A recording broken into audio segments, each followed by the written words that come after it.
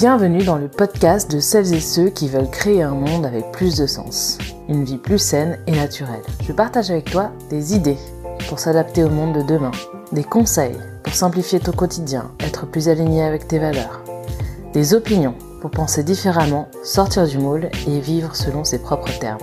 Le podcast est disponible sur toutes les plateformes. Pour ne rien rater, pense à t'abonner. Bienvenue à toi dans ce nouvel épisode du podcast Se Relier. Se Relier, c'est une émission pour explorer et innover pour demain, pour les personnes audacieuses qui ont envie de changer nos modes de vie. C'est un podcast intime qui se veut plutôt authentique. Ma mission, c'est d'aider un petit groupe de personnes à avoir des résultats concrets chez eux et impacter positivement la planète. Je ne vise pas de faire le plus d'audience possible. Ce qui m'intéresse, c'est de te transmettre ce que je trouve génial pour que tu en profites toi à ton tour. Donc aujourd'hui, on va parler d'Elotech. Ça va être probablement un podcast en deux parties parce qu'il y a beaucoup de choses à dire. Je voulais faire une série sur l'Elotech parce que ce samedi 4 avril, je vais faire une co-conférence en ligne justement sur le sujet d'Elotech. Je vais aborder le sujet d'Elotech au quotidien qui fera partie également de cette série Elotech. On plongera ensemble dans une journée en 2030 chez Camille. Donc voir comment on utilise Elotech au quotidien.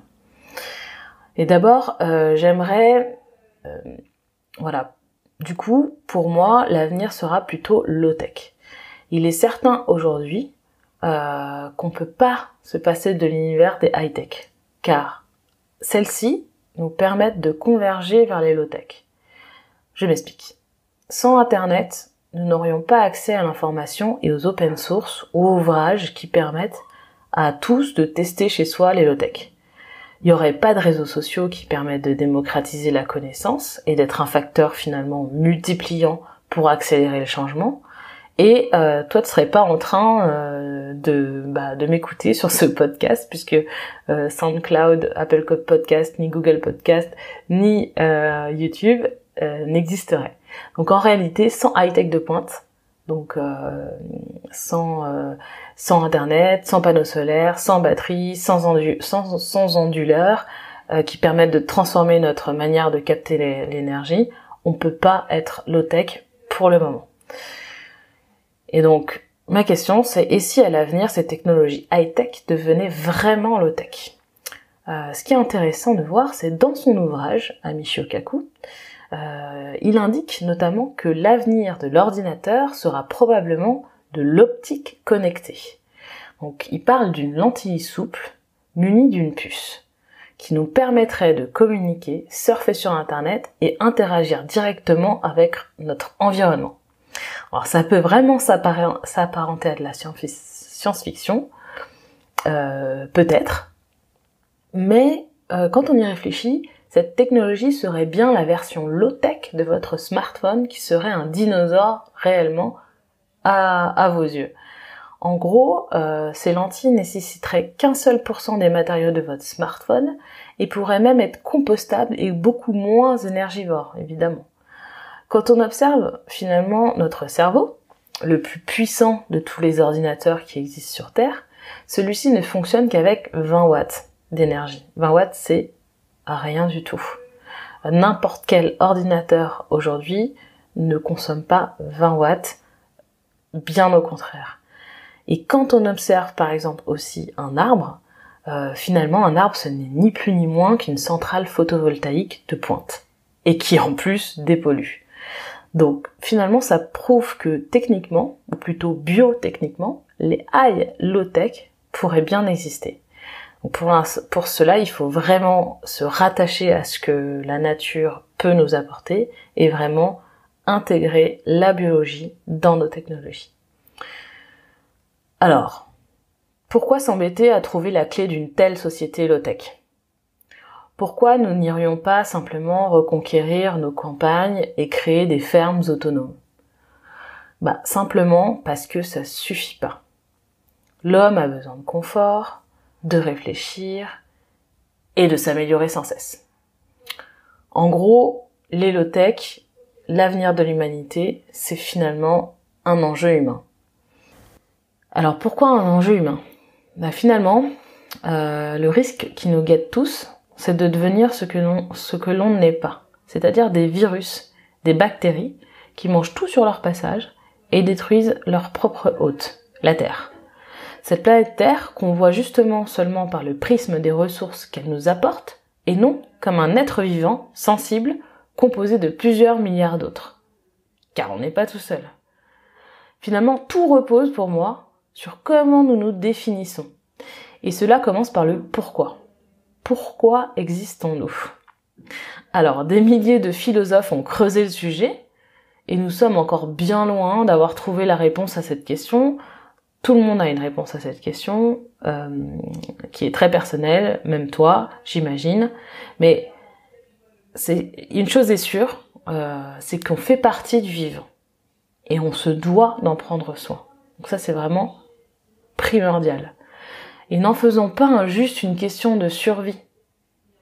Donc d'aller construire une ferme autonome au fond des bois, c'est une question de survie. Redevenons vraiment humains. Pour cela, on a besoin d'une convergence positive de toute notre technologie. Donc finalement, les low-tech, qui paraissaient être une réponse systémique à nos problèmes de société, sont peut-être à composer donc avec les high-tech, les nanotech, les biotech. Et on en a les moyens de le faire. Mais le temps est vraiment compté. Alors pour preuve qu'on en a les moyens aujourd'hui, j'ai vu donc récemment sur YouTube un prototype essai qui est présenté en vidéo et en fait qui montre que cette convergence est positive. En gros, c'est une société qui utilise des micro-algues pour déjà dépolluer. Les algues se nourrissent de la pollution, elles pullulent et cette société récupère l'énergie des micro-algues. Donc finalement, de la pollution, elle en crée de l'énergie. Donc ça, c'est vraiment une technologie qui va englober tout ce qu'on a vu précédemment, donc high-tech, low-tech, nanotech, biotech. Aujourd'hui, on va dire c'est de la biotechnologie, certains low-tech vous diront non, c'est de la low-technologie, mais finalement c'est une convergence de toutes ces technologies qui fait que c'est une réponse à notre futur. Donc revenons à cet enjeu humain et cet enjeu de redevenir humain. La question c'est comment fait-on pour redevenir humain ? Déjà, commençons par cesser de ne voir en chaque choix son plaisir ou bénéfice personnel. Donc ça, c'est très important. En fait, il faut vraiment enlever nos œillères et voir plus loin. Moi,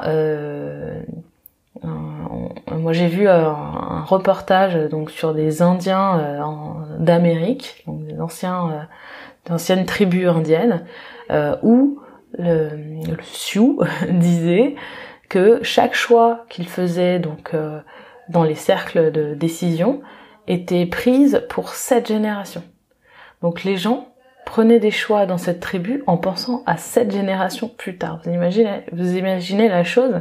Aujourd'hui, on fait pas du tout ça. On est sur le trimestre, l'année, 3 ans tout au plus.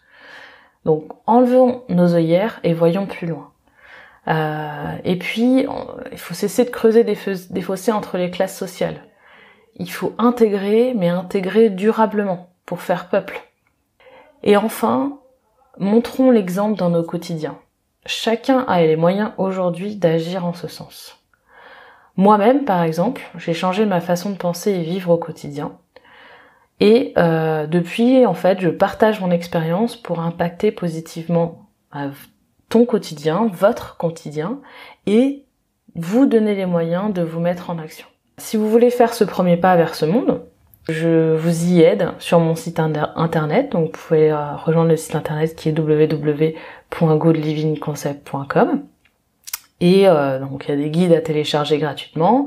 On peut s'inscrire au Green Club, qui est un endroit où moi j'envoie des emails privés gratuits avec des conseils toutes les semaines, justement pour s'améliorer et aller créer ce monde avec plus de sens.